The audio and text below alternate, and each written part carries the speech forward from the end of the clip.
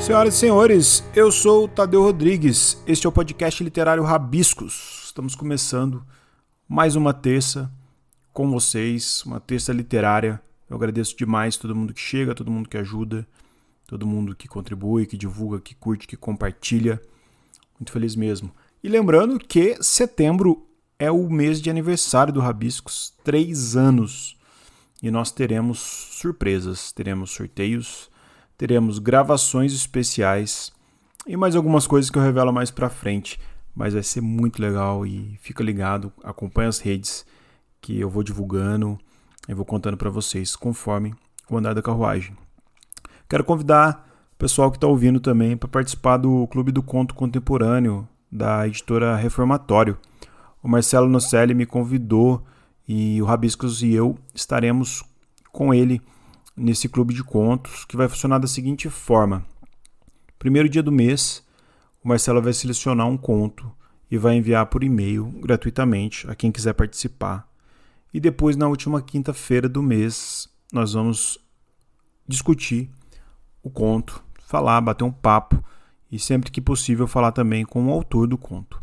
Quem quiser participar, é só mandar um e-mail para cccr@reformatório.com.br.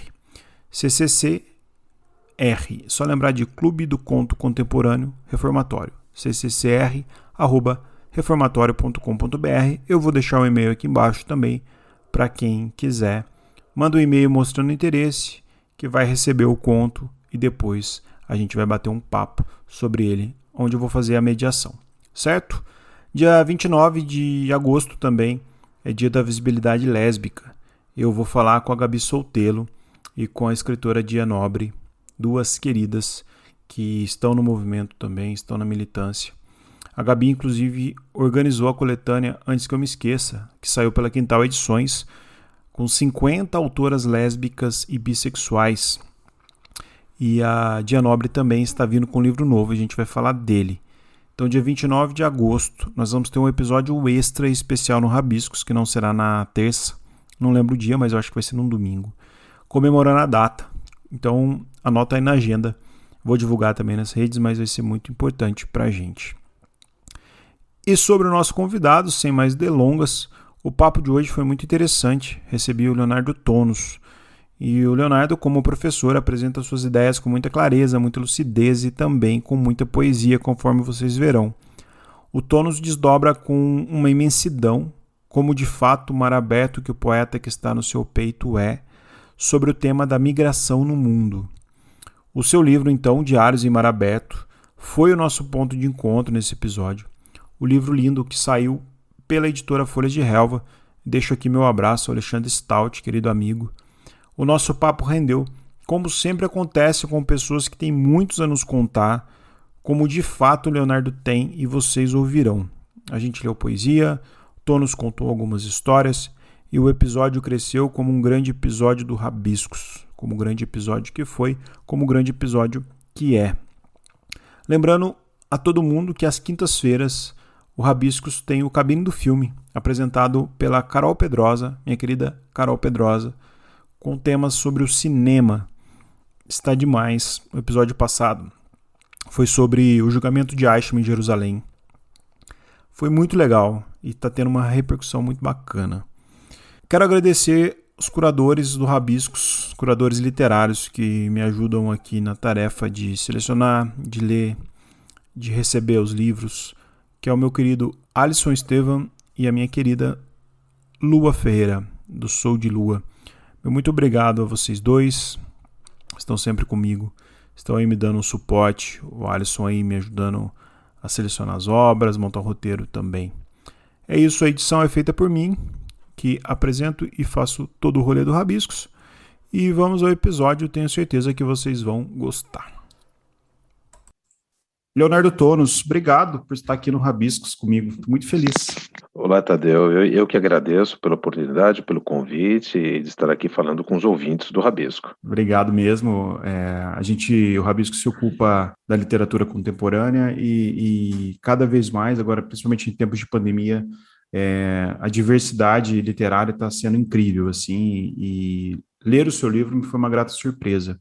O primeiro, o título já me chamou muito a atenção, Diários em Mar Aberto, né? O mar que para a poesia significa tanta coisa, né? O mar aberto, o mar adentro, o mar que é sempre passagem, e pelo tema de migração, o mar também é vilão, né?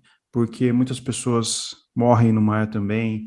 Hoje a gente tem tanto a migração quanto os imigrantes, foi todo mundo, o ato de mudar, o ato de deslocar, o afogar. Como que é essa relação sua com esse título? Como que é essa relação sua com essa passagem? Na verdade, o título já aponta para dois caminhos, né? O primeiro é o caminho, vamos dizer, de uma filiação com um gênero, com uma modalidade de escrita, que, aliás, é pouco presente na literatura lusófona, que é a questão do diário, de diário íntimo, né? Aqui, é claro, é sugerido através de uma multiplicação de vozes. E a segunda é essa presença desse espaço marítimo, né? Eu tento revisitar esse espaço marítimo, já não é mais somente aquele espaço de travessias, muitas vezes visto de maneira talvez um pouco utópica nos anos 80, como o espaço da transculturalidade, da construção e da elaboração de novas identidades, mas esse espaço aberto do alto mar, um espaço sem fronteiras, porque o alto mar é um espaço sem fronteiras. O alto mar não pertence a nenhum estado, mesmo se as políticas hoje de controle de populações tendem a fazer do alto mar um espaço também delimitado por fronteiras. Esse espaço, então, sem fronteiras, é esse espaço, claro, onde se perdem inúmeros barcos hoje por conta dos processos migratórios, a chamada crise da migrância e dos refugiados, mas é também esse espaço sem fronteiras em que nós mesmos temos vivido, ao qual temos nos confrontado, no momento de pandemia, né? Perda de referenciais territoriais, né? Perda de um território, né? Apesar de estarmos dentro de casa, e perda, sobretudo, do referencial temporal, que me parece talvez um dos maiores, uma das situações mais difíceis às quais nós vivemos, a perda da temporalidade, da cronologia, do dia a dia, né? Não sei você, Tadeu, mas no início do momento pandêmico, eu já não sabia mais o que era noite, o que era dia, eu já não sabia mais o que era uma segunda-feira, uma terça-feira. Perdemos, na verdade, a possibilidade de ordenação do tempo. Então, esses espaços em mar aberto, esse mar aberto aqui, aponta também para essa noção de uma perda de uma temporalidade, o apelo para uma outra temporalidade, que seria essa vinculada ao momento pandêmico. A gente pode falar, então, de um mar externo, de um mar de tráfego e de um mar interno, íntimo de cada um? Justamente, eu acho que é essa noção, né? Por um lado, nós temos essa noção de um exílio constante, desse tema do exílio, da expatriação que percorre a minha prática de docente, a minha prática de pesquisador, e é claro, já as três antologias de poemas que eu publiquei, e por outro lado, esse outro movimento de deslocamento ao qual fomos confrontados, que eu empresto até uma palavra bastante utilizada no universo hispano-americano, que é o infilio, o exílio, né? Em vez de um exílio ir para fora, acabamos nos voltando para dentro e sendo confrontados, talvez, a maior alteridade que acomete a nossa existência, que somos nós mesmos. A nossa grande, maior alteridade, finalmente, somos nós mesmos. Essa ideia de o mar não pertencer a ninguém, não falarmos de bandeiras, é possível falar, e é possível falar não, eu queria a sua resposta em relação às pessoas. As pessoas estão se importando menos com as outras pessoas? Olha, eu não sei se as pessoas estão se importando menos com as outras pessoas, mas de fato, a sociedade a qual estamos sendo confrontados é uma sociedade mais neoliberal, cada vez mais capitalista. Os procedimentos também de polarização, a polarização ideológica, faz com que nós estejamos talvez menos aptos a compreender o outro, né? Toda a história da humanidade, eu sempre gosto de um pouco de resumir a história da humanidade a partir desse encontro com o outro. A história da humanidade, aliás, ela é feita de deslocamentos. A sedentarização do homem, ela se deu o quê? Do Neolítico para cá, né? Muito recente.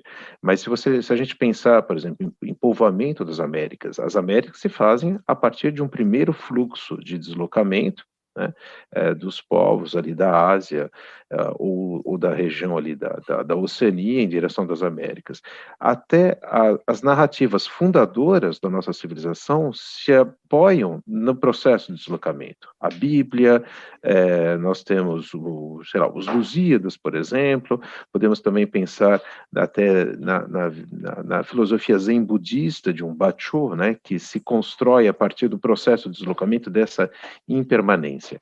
Então, assim, o deslocamento funda a humanidade, e o que está por detrás do deslocamento é sempre esse encontro com o outro. Então, talvez o grande desafio da humanidade é tomar consciência dessa outra existência, desse outro, que em certos momentos ela me parece mais apta, a humanidade está mais apta a observar esse outro, a ver nesse outro a sua própria alteridade.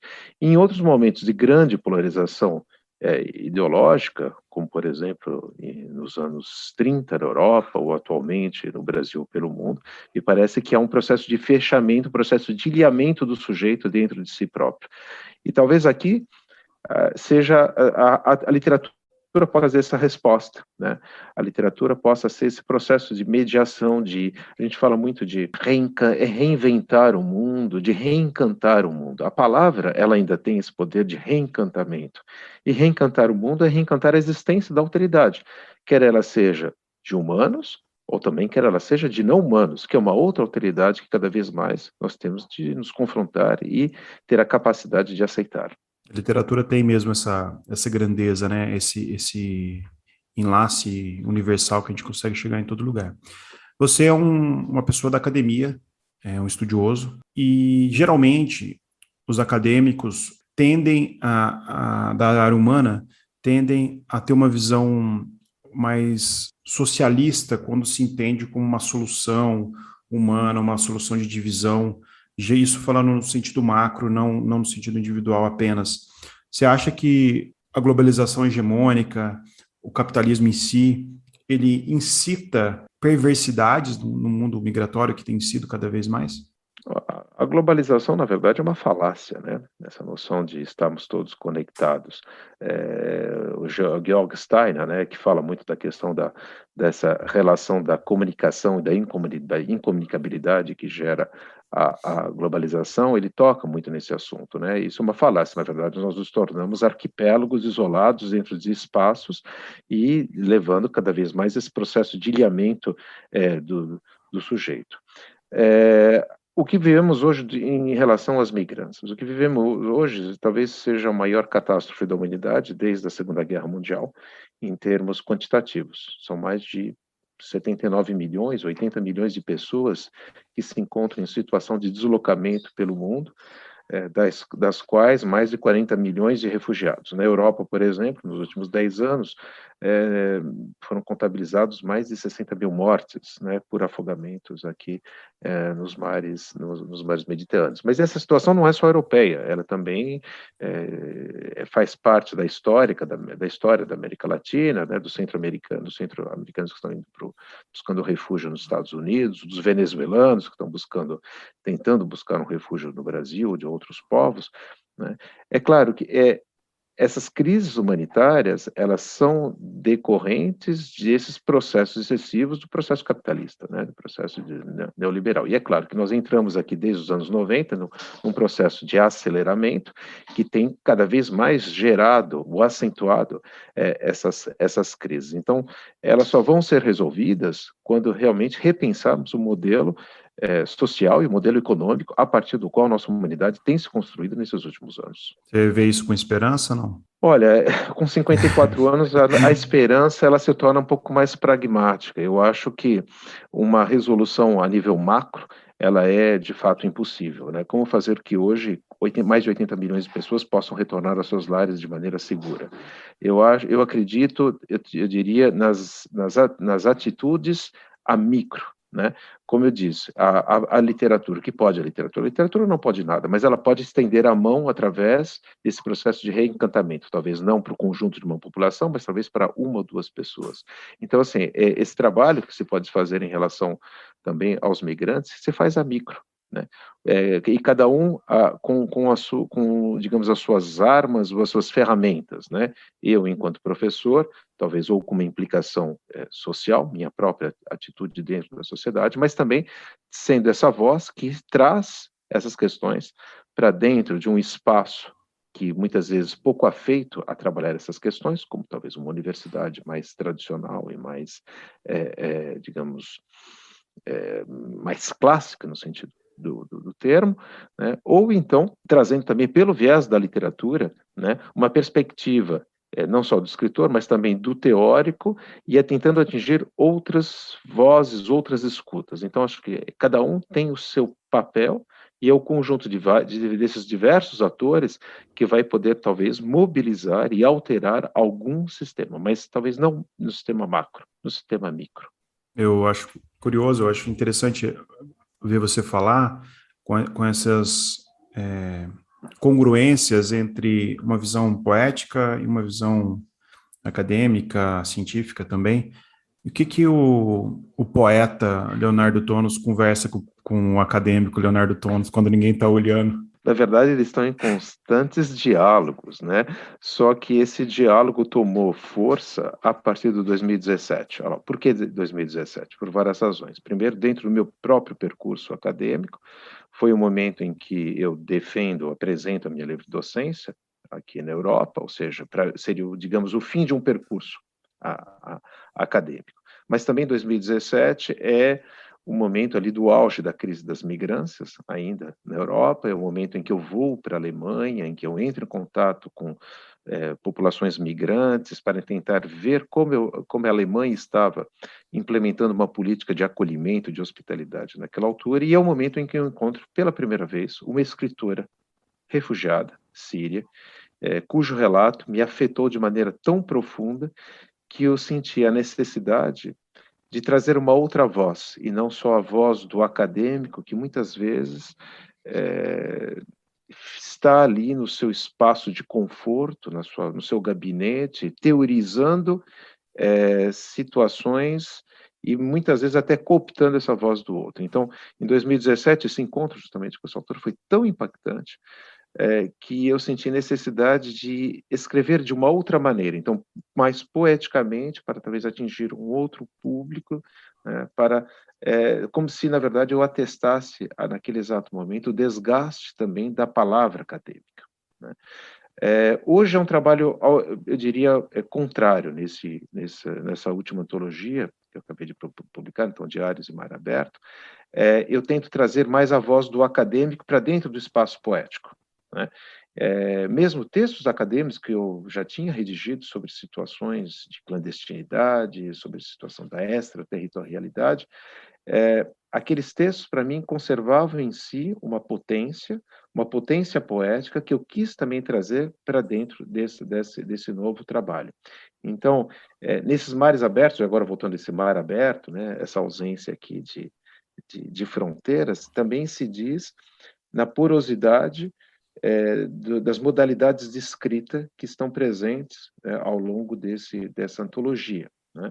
O leitor, muitas vezes, pode até se sentir meio desconfortável em ver textos poéticos mais antecipados com prefácios, ou com epígrafes, ou com notas de rodapé, textos que, na verdade, já não se apresentam mais como na poética tradicional, mas que trazem, muitas vezes, a dimensão da crônica, ou então mesmo, aqui, como eu disse, a dimensão do texto acadêmico em si, que penetra esse espaço poético e que tem por função trazer, quer dizer, uma outra voz, né, um outro elemento enunciativo. Quando você traz o mundo para o seu livro, né, mesclando essas suas formas de expressão, formas de comunicação, teve uma situação interessante que você fala de um encontro que você teve com um morador de rua, que você trouxe para o livro na Avenida Paulista, que ele foi expulso de casa por ser soropositivo, por ser gay. Conta um pouco para mim dessas experiências externas, trazendo para os internos, assim, fazendo um gancho com o que você acabou de responder. Então, a grande questão que se coloca quando você quer trazer para dentro do processo de escrita o que nós chamamos de populações minorizadas, né, aquelas que nunca tiveram voz, é a questão como trazer essa voz sem cooptar essa voz, né? Eu não vou falar em nome do outro, né? E além disso, é claro, eu tenho sempre de ter consciência do meu chamado lugar de fala, né, de homem branco, que mora na Europa, que eu diria até não é mais um lugar de fala, mas eu até trago essa expressão, um lugar de falha, né, uma falha no processo aqui da escrita. Então, a grande questão se coloca como trazer essa voz, né? Finalmente, a questão não é como trazer a voz, mas como ouvir essa voz, né? Eu sempre digo, quando eu trabalho em sala de aula com meus estudantes, não adianta conceder voz se nós não queremos ouvir essa voz, né? Talvez por isso alguns autores brasileiros trabalhem tanto no ato performático da voz que grita, da voz que xinga, da voz que quer esbofetear o seu próprio leitor. E aqui eu penso, por exemplo, em Marcelino Freire, em seus contos, com seus personagens que gritam, que nos xingam, muitas vezes. Você menciona Paulo Porque Nazaré também, que tem essa expressão, né? Paulo Nazaré também, que tem essa expressão do grito, né? Isso. Esse grito, na verdade, então, é uma forma de fazer o outro acordar. Uma outra forma de fazer esse outro acordar, é claro, é tirá-lo dessa zona de conforto e como se ele estivesse vivenciando essa cena conjuntamente, mas não só como espectador, vivenciando realmente a emoção de uma experiência. Então, por exemplo, nesse texto, que aliás foi escrito anteriormente, né, mas que eu trago para dentro dessa antologia, porque, na minha opinião, ele permitia também trazer aqui uma outra experiência de alteridade com a questão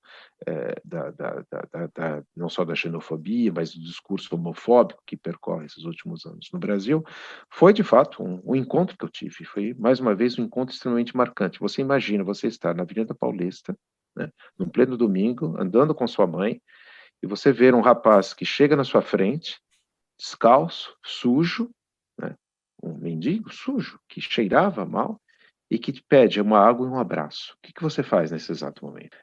Há, claro, duas reações que surgiram naquele exato momento. A primeira reação, como eu vou abraçar um mendigo, um morador de rua? Mas a segunda questão, que você odeia a primeira resposta, aquele que trouxe a primeira resposta, de não, eu devo abraçar o morador de rua. E de fato eu abracei esse rapaz, né? Ele precisava de um abraço naquele dia. E aí você se dá conta, né, da invisibilidade desse sujeito, né, desse indivíduo que perde até toda a noção de cidadania. Eu abracei esse rapaz, me sentei com ele na calçada para conversar com ele. Ele só queria água, um abraço, conversar. Ele só queria afeto. Ele não queria dinheiro, ele não queria comida, ele não queria mais nada, ele só buscava o afeto, né? Então, eu não tento, nesse texto, por exemplo, falar do morador de rua. Eu tento trazer justamente essa experiência de busca, de reativar o afeto, para que o leitor se sinta também impactado por essa mesma experiência, né? Então, é um pouco isso que fala esse texto. Lindo, muito bonito. Eu queria que você lesse alguma coisa para gente, para o pessoal conhecer um pouco. Você podia ler um, depois eu leria um também que eu selecionei, pode ser? Olha, eu vou ler um que tem a ver, claro, com a questão do discurso homofóbico, né, que eu acho importante sempre tocar nesse assunto, que surge também num daqueles momentos de homofobia explícita, reivindicada até pelo nosso governo atual, e que me fez pensar numa outra personagem mais histórica, que é o Marcel Duchamp, né, esse artista plástico que trabalhou junto com Dada e que nos anos 20 já, né, criou um heterônimo de uma personagem trans, né, Rose Selavi, brincando, né, La vie é rose, c'est la vie, e ao mesmo tempo c'est la vie, com esse nome que sugere aqui uma origem judaica, já trazendo, quer dizer, nos anos 20, toda uma reflexão sobre o antissemitismo latente na Europa, naquele momento, e, é claro, também do discurso homofóbico.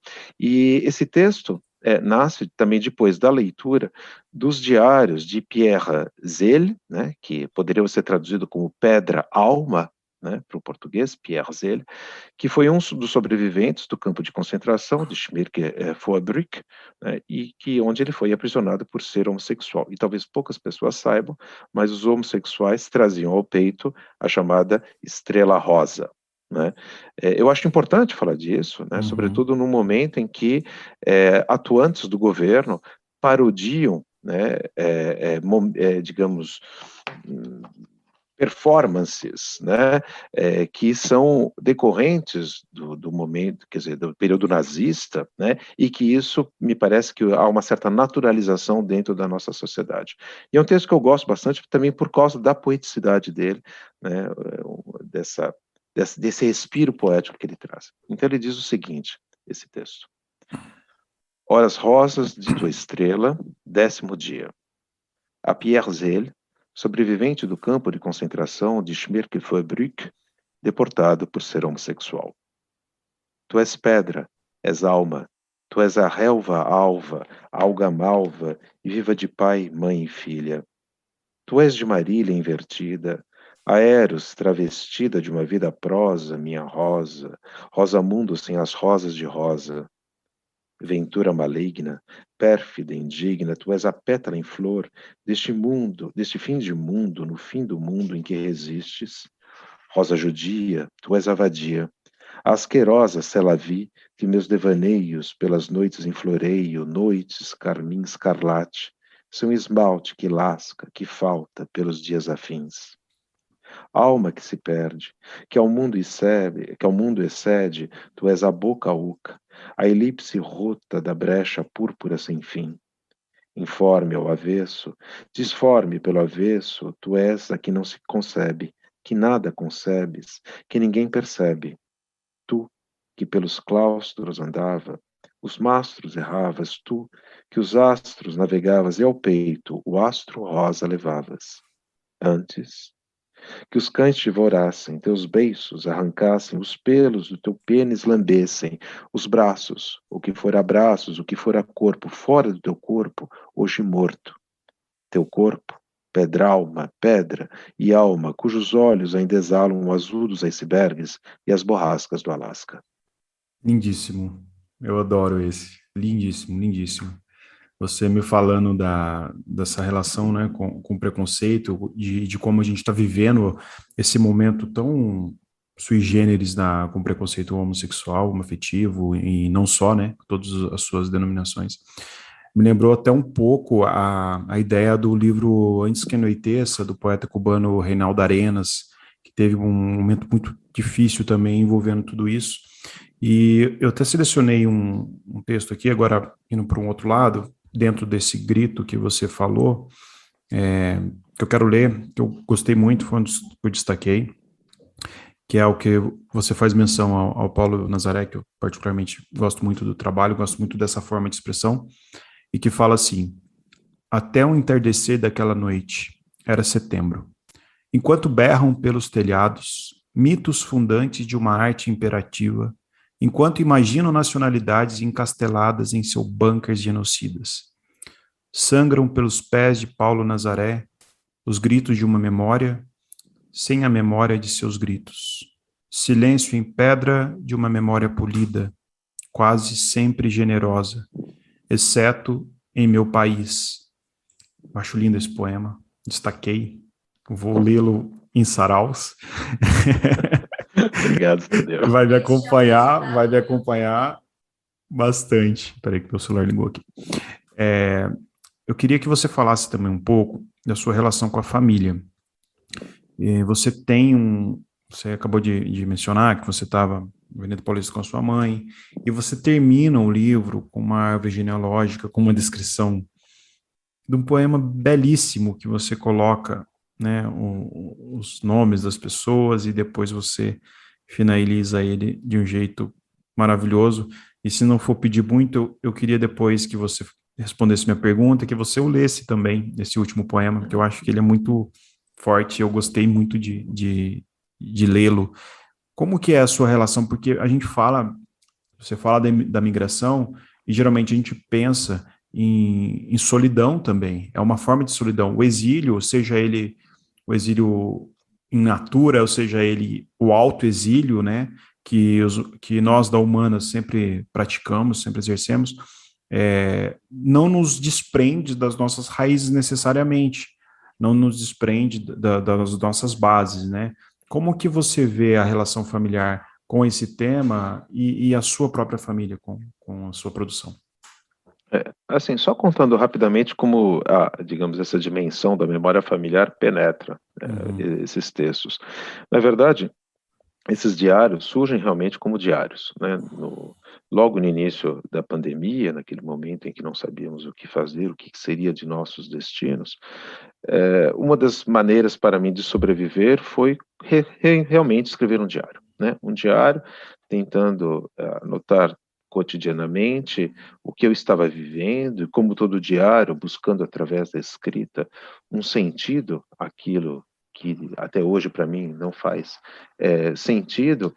E dentro também desses momentos de busca de sobrevivência, me veio à memória um presente que meu pai tinha me ofertado em dezembro de 2019, na minha última passagem pelo Brasil, antes da pandemia, que foi uma caixa, né, uma caixa bastante vulgar, eu falo até dessa caixa dentro do livro, né, uma adoro. caixa em que continha os restos, os vestígios da história familiar paterna. Né. Eu sou filho, neto de imigrantes, por parte de pai, imigrantes vindos da Itália, onde ainda há vestígios dessa história.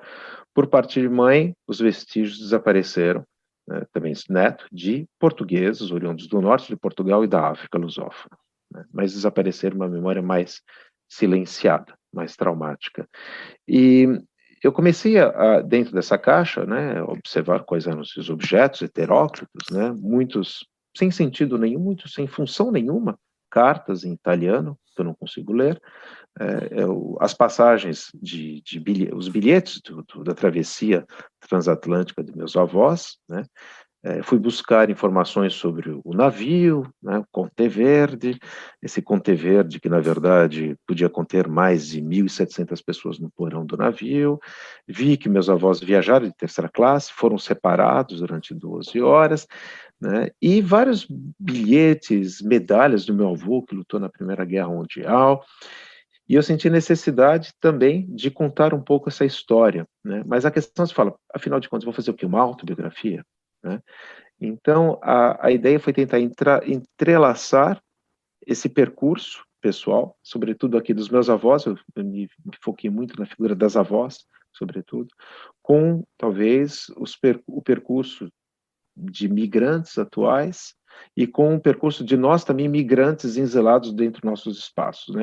A linha aqui condutora seria o processo, digamos, da travessia e o impacto traumático que toda travessia subjaz, né? Porque o grande problema no Brasil, talvez em relação à imigração, é que há uma narrativa que se construiu com seus fundamentos ideológicos, né, de neutralização da carga traumática do processo migratório, quer ele seja transatlântico até nacional. Dentro da construção dessa narrativa sobre o povo fraterno, né, sobre essa capacidade nossa sempre de receber o outro, que essa foi a narrativa que foi construída ali desde de meados do século XX, nós acabamos esquecendo todos os traumas que comportam o processo de deslocamento, quer ele seja transatlântico ou interno.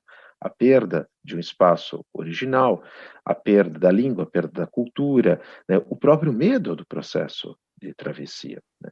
E para quem é originário, digamos, de procedimentos migratórios, né, nós sabemos muito bem o quanto isso atravessou a nossa história familiar. Né? No meu caso, eram os encontros dominicais, onde eram contados e recontados todos os domingos o processo da travessia. Ou então a tentar permanecer como relíquias esses objetos de antepassados. Podia ser a música italiana, que era ouvida dentro de casa, podia ser a língua italiana, podia ser a comida, mas também podia ser a folhinha de parede. Sabe a folhinha de calendário? Né? Por que tantos imigrantes têm folhinhas? Aquelas folhinhas, claro, pessoas que não podem comprar quadros, mas aquelas folhinhas remetem também temporalmente a um outro espaço. Então, esses ritos, digamos, traumáticos, permearam toda a minha história, né? E, é claro, se acentuaram quando eu mesmo fui confrontado em minha própria expatriação para a Europa, em finais dos anos 80, eu me considero como um imigrante econômico, eu vim para a Europa porque o país não soube me dar condições suficientes de sobrevivência nos anos 80, né, jovem, músico, quase formado na universidade, eu senti a necessidade de me expatriar, e é claro, aqui na Europa também fui confrontado ao olhar que não o acolhe, né, porque o sotaque, ele é desagradável. O sotaque, na verdade, ele causa incômodo, né, no sujeito, no autóctone. Então, eu senti necessidade de trazer também para dentro do texto, né, tentar costurar aqui uma genealogia familiar dentro de uma memória familiar, dentro de uma memória coletiva, de uma memória também coletiva da sua contemporaneidade, trazendo, então, essa genealogia. E, mais uma vez, de maneira bastante prosaica, né? Simplesmente, eu pego documentos, né? É como se, na verdade, fosse uma colagem aqui, né? Documentos históricos, documentos de minha pesquisa no Museu da Imigração, documentos históricos da minha digamos, da história familiar, e tento buscar a poeticidade no objeto. No objeto, só que aqui, em vez de fotografado, em vez do objeto real, o objeto materializado na palavra, no vocábulo, né? Então, eu vou ler para vocês, então, esse último poema que fecha, né, que, aliás, é um dos únicos que tem uma datação precisa, mas não de hoje, e que diz o seguinte: às vésperas de ontem, setembro 1927. Tsatsa lorda tonelate 18.765, 0,2. Cerca nella tonelate 115.000. Eu vou retomar novamente, desculpe. Tá? Imagina. Às vésperas de ontem, setembro de 1927, aqui tem números. Stasa lorta tonelate 15.765, 0,2. Circa nella tonelate 11.526,70. Velocità alle prove 20 milha alla hora. Informações recolhidas no Museu de Imigração de São Paulo e no Arquivo Familiar, entre outros, dos bilhetes da viagem realizada pelos meus avós até o Brasil em agosto de 1927, no vapor Conte Verde, da Sociedade de Navegação Lloyd Sabaldo. Basílio Tonos, 35 anos. Domenica Tonos, 30 anos. Rogério Tonos, 7 anos. Ernesto Tonos, 6 anos. Giaconito Tonos, 3 anos. São Paulo, 18 de novembro de 1895. Vapor Fortunata Ratio. Valentino Tonos, 52 anos. Antônia Tonos, 47 anos. Ernesto Tonos, 12 anos. Santos, 8 de dezembro de 1887. Vapor Borgonha. Augusto Tonos, 29 anos. Ludia Carnelos Tonos, 28 anos. Gênova, 25 de agosto de 1927. Vapor Conte Verde. Todos os vapores hospedam passageiros da terceira classe em amplas cabines arejadas. Café da manhã, almoço e jantar são servidos por garçons em salas adequadas. Inspecção das pequenas bagagens, realizada. Lavagem da roupa, realizada. Banho tomado, roupas desinfetadas. Gaiarini, Gênova, Barcelona, Santos, São Paulo, Jabaquara. 12 dias sem manhãs e a dor legada em carne viva. Isso é fantástico. Eu acho que isso de você falou da descrição do objeto, né, que é um dos princípios do Haikai, inclusive, né, o Haikai ele se preocupa mais com a descrição imagética do que com a descrição lírica, né, do momento, e eu acho que você fecha muito bem. Inclusive, eu gosto muito da palavra que você usou várias vezes aqui para explicar, que é a travessia. Eu tenho ela tatuada, inclusive, e eu acho que o seu livro é isso, ele é uma travessia, ele é uma travessia, você consegue ter a sensação de migração percorrendo. E, Leonardo, obrigado. Que papo bom, cara. Obrigado. Que delícia te conhecer. Ter esse momento com você, momento de manhã de sexta no Brasil, de tarde francesa. E foi um prazer, cara. Eu quero muito poder conversar com você mais vezes. Eu acho que a gente tem um universo a ser explorado aí. Eu quero que você saiba que o Rabiscos vai estar sempre de portas abertas para você. E eu não poderia deixar de elogiar essa linda peça de madeira que os ouvintes não estão vendo, mas que é maravilhosa atrás de você. Eu não poderia fechar o programa sem falar isso. Eu que agradeço, Tadeu. Eu sempre falo que assim, a leitura para mim é sempre um ato de generosidade, né, das pessoas, e eu acho que a gente deve respeitar muito esse ato de generosidade, né? Você ou outras pessoas poderiam estar fazendo outras coisas, talvez muito mais interessantes do que lendo o meu livro, né? Mas esse momento que você concedeu para mim, eu me sinto assim muito lisonjeado, né? E eu agradeço muitas vezes essa generosidade. Quanto ao móvel aqui atrás, de fato é um móvel não que faz parte da minha família, mas faz parte aqui da pessoa com quem eu vivo já há muitos anos. Também é um móvel de travessia, é um móvel que na verdade foi realizado na Argélia e que chegou na França no momento ali em que os franceses foram expulsos da Argélia após a independência tão traumática da Argélia. É um móvel do final do século XIX, né? Também esse móvel, eu gosto muito desse móvel porque nessa madeira de lei, né, nessa força que ele tem, ele também traz, eu diria, essas cicatrizes de todos os processos de travessia que contam as nossas histórias. Nossas histórias são, de fato, travessias ou a impermanência, como já dizia Matsubacho, né, o poeta de grandes haikais. Falando aí em haikai, né, para fechar com ele. Obrigado, Leonardo, e é um prazer. O pessoal que está ouvindo, quiser conhecer o seu livro, como é que faz, onde acha, seu trabalho? Então, é muito fácil. Quem quiser entrar em contato comigo, eu sempre gosto de saber um pouco o que as pessoas acham dos livros, né, dos textos. Basta entrar em contato comigo pelas redes sociais, Facebook ou Instagram.